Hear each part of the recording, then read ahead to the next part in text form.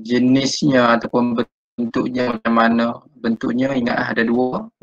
Satu iaitu dalam bentuk kejadian.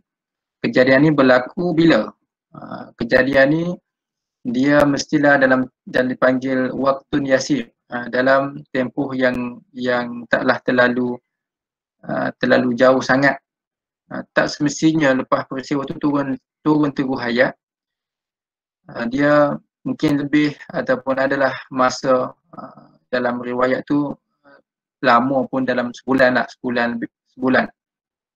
Kalau yang terlalu lama, contohnya macam tadi, peristiwa Abrahah menyerang Kaabah tu tidak dikira sebagai asbabun nuzul. Okey, kemudian hadisah tu, siapa kejadian tu berlaku kepada siapa? Berlaku kepada Nabi, berlaku kepada sahabat, berlaku kepada orang Yahudi ataupun orang kafir lah. Itu adalah kejadian.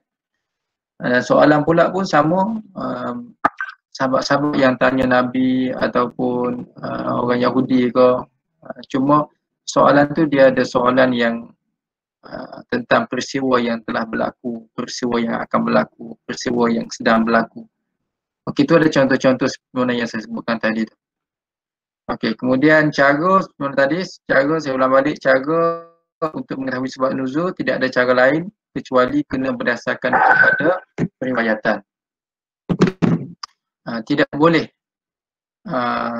boleh difikirkan tentang asbabun nuzul tu. Tidak ada menggunakan akal. Kalau ada tu dia bukan asbabun nuzul. Dia tak boleh dikira sebagai asbabun nuzul. Kita tak boleh terima lah. Okey, kemudian syarat-syarat yang tadi, syarat asbabun nuzul, kita akan masuk perbincangan kita tentang apa faedah kita mengetahui asbabun nuzul. Jadi kita sebenarnya kena tahu juga asbabun nuzul. Walaupun tugas asbabun nuzul tu, sema asbabun nuzul tugas ulama dah buat dah kitab-kitab. Kitab-kitab yang khusus tentang sebab nuzul dah ada dah. Kita hari ini sebenarnya kita juga ada peranan ataupun sebab kita dengan Quran ni kita bukan setakat nak baca sahaja. Baca saja tu tak lengkap. Kalau sekadar baca tak faham, tak lengkap. Bahkan yang terbaiknya kita baca dan juga kita faham. Kita memahami maksud ayat-ayat Quran. Jadi nak tahu maksud tu, dia ada ayat-ayat yang ada sebab nuzul dan ada ayat-ayat yang kita boleh tahu maksud.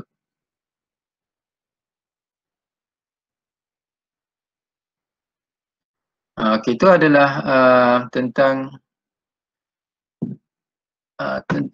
untuk apa ni. Okey, kita akan tengok kepada apa contoh dan juga apa faedah kita mengetahui asbabun nuzul.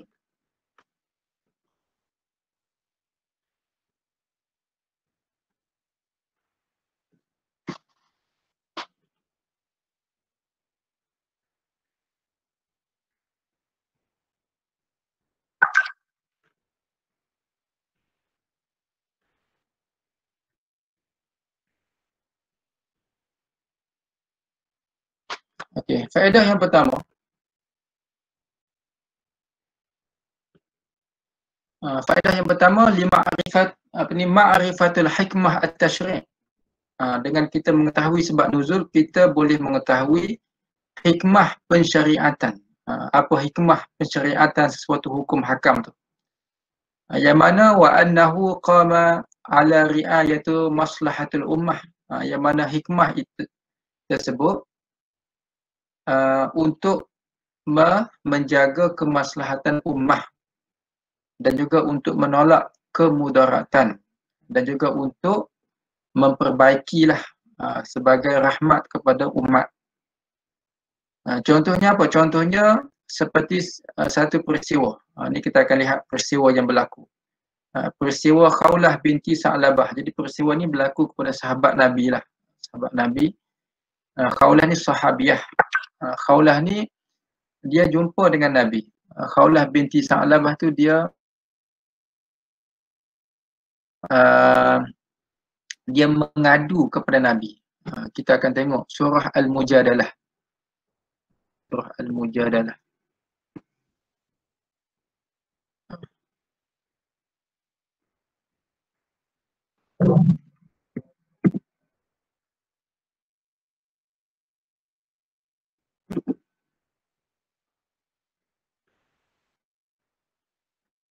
Ini surah Al-Mujadalah.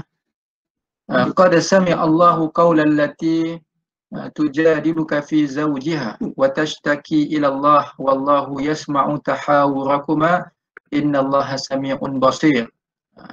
Sesungguhnya Allah telah mendengar dan memperkenan aduan perempuan. Jadi qawlan allati tujadiluka tu maknanya ada seorang perempuan jumpa dengan Nabi, berdialog dengan Nabi lah. Tujadiluka, berdialog dengan Nabi ataupun mengadu kepada Nabi lah. Wahai Muhammad, mengenai suaminya. Suaminya apa? Suaminya nama siapa ni dia ada sini. Okey, lepas ni kita akan tengok.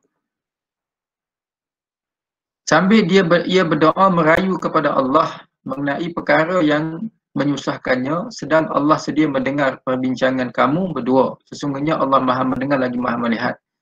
Alladzina yuzahiruna minkum min nisa'ihim ma hunna ummahatihim inna ummahatuhum illa allai waladnahum wa innahum layaquluna munkaran minal qawli wa zura wa innallaha la'afuwun ghafur. Okey.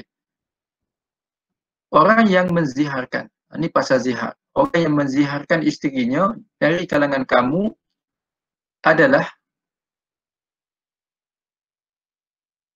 isteri mereka bukanlah ibu-ibu mereka. Ibu-ibu mereka tidak lain hanyalah perempuan-perempuan yang melahirkan mereka. Dan sesungguhnya mereka dengan melakukan demikian memperkatakan sesuatu perkara yang mungkar dan dusta. Dan ingatlah sesungguhnya Allah Maha Pemaaf lagi Maha Pengampun. Ini dia punya hukuman dia. Wallazina yuzahiruna min nisa'ihim summa ya'uduna lima qalu fatahriru raqabatin. Jadi hukumannya barang siapa dan orang yang ziharkan isterinya kemudian mereka berbalik dari apa yang mereka ucapkan, maknanya mereka nak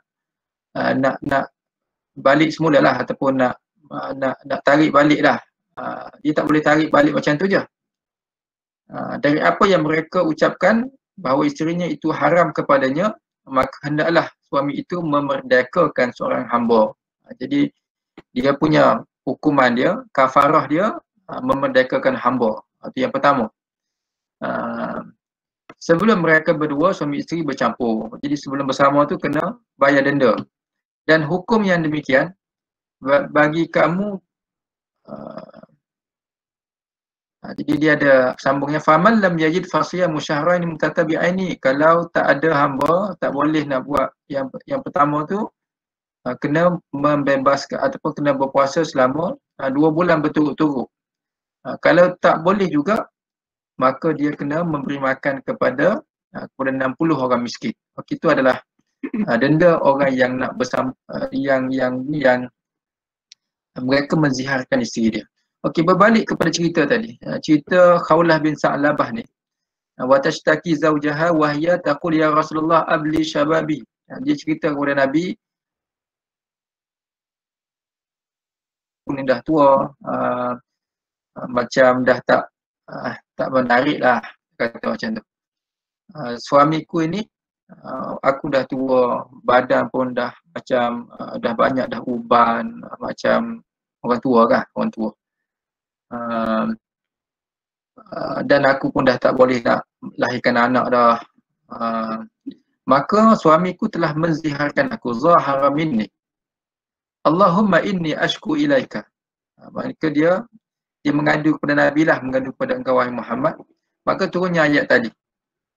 Jadi nama suaminya Aus bin As-Samit, ada dalam riwayat ni.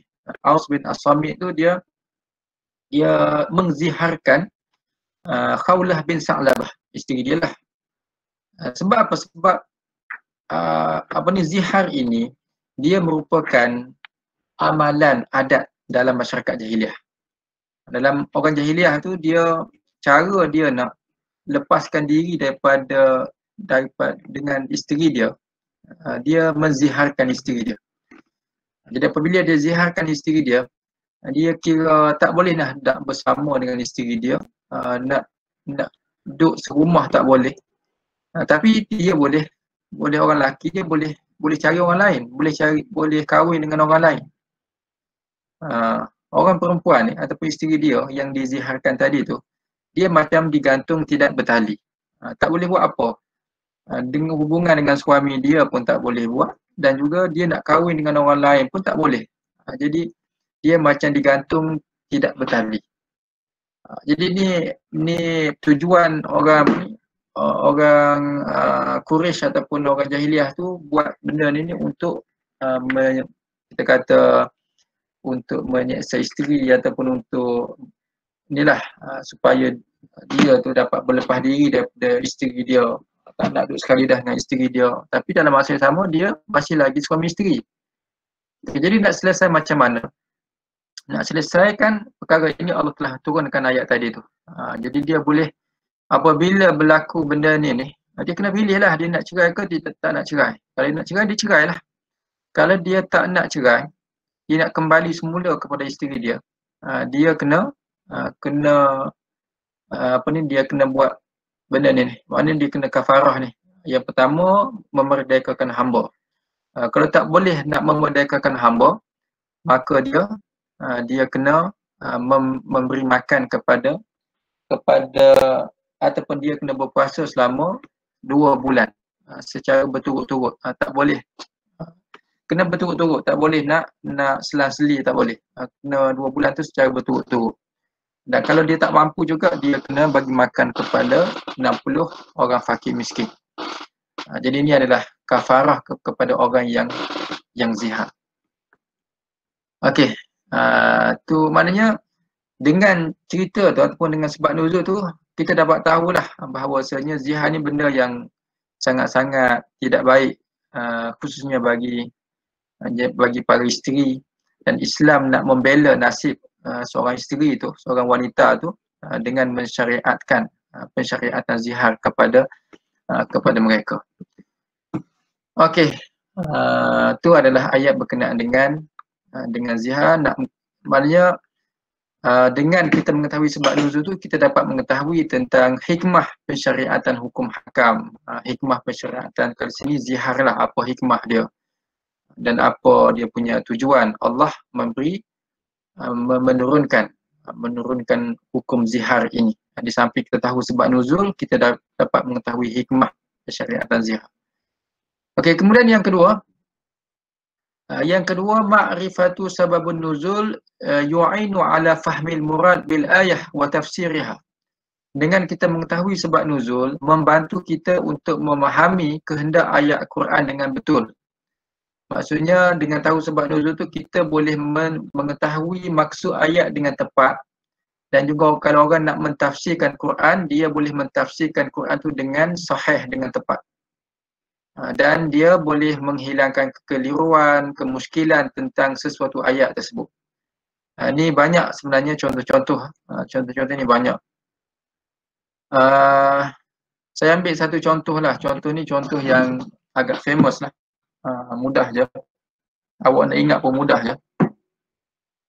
Qauluhu ta'ala walillahil masyriqu wal maghrib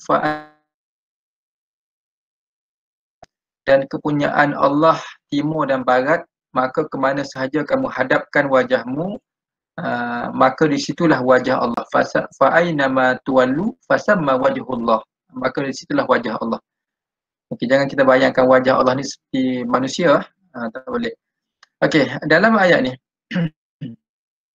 dalam ayat ini menjelaskan tentang kepada maksud ayat ni secara nilah, kita kata secara biasa,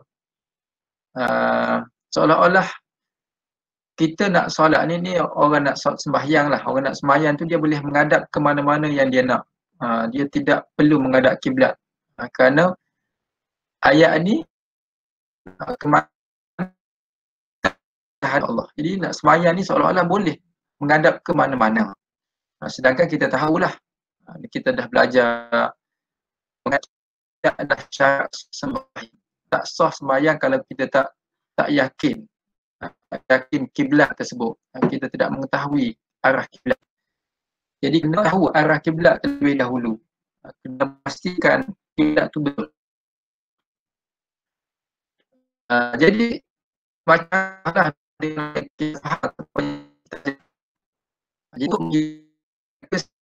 kita kena tengok kepada sebab. Jadi dia turun ni kepada orang yang dalam keadaan musafir. Mereka dalam keadaan musafir, dan apabila mereka ni tidak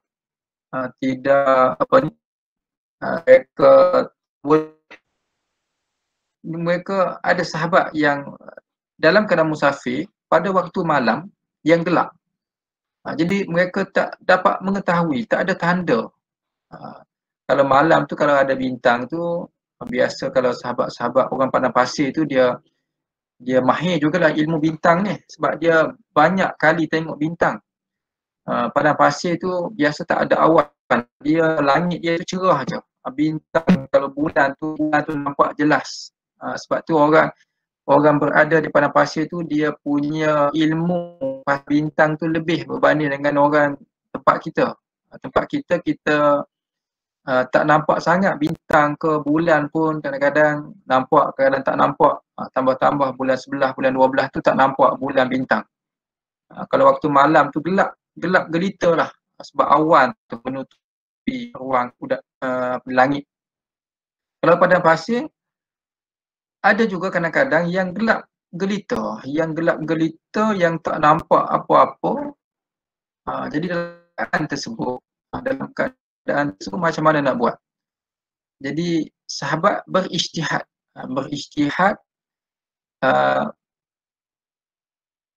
bulan ada beristihad, dia menghadap ke arah yang dia yakin. Ada yang satu lagi dia istihad ke arah yang lain. Jadi berbeza istihad tersebut. Lepas daripada mereka tu dah bangun semula tu, lepas mana subuh tu, lepas subuh tu langit dah cerah apa, mereka pergi jumpa Nabi dan jadi diturunkan ayat ni. Ayat ini khusus bagi orang yang dalam keadaan musafir yang tidak tahu arah kiblat. Kalau tak tahu arah kiblat, kena usaha terlebih dahululah, kena istihad terlebih dahulu. Kalau tak betul tu, kita sembahyang tak betul pun, kita dimaafkan. Tidak perlu ulang balik sembahyang kita. Okey, itu adalah tentang penurunan ayat walillahil masyriq wal maghrib, sebab nuzul ayat ni. Okey, ada beberapa contoh yang lain. InsyaAllah kita akan bincang pada pertemuan akan datang. Kok ada soalan nak tanya? Kalau tidak ada, saya nak berhenti je.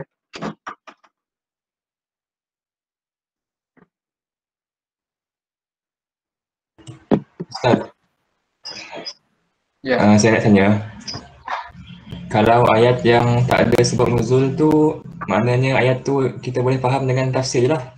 Macam tu Ustaz?